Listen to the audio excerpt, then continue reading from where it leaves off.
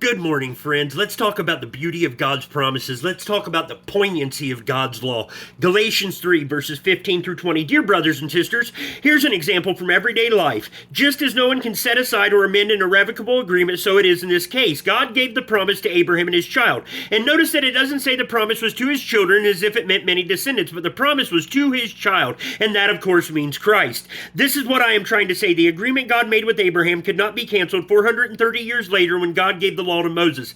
God would be breaking his promise, for if the inheritance could be received only by keeping the law, then it would not be the result of accepting God's promise, but God gave it to Abraham as a promise. Well then, why was the law given? It was given to show people how guilty they are, but this system of law was to last only until the coming of the child to whom God's promise was made. And there is this further difference. God gave his law to angels to give to Moses, who was the mediator between God and the people. Now a mediator is needed if two people enter into an agreement, but God acted on his own when he made his promise to Abraham.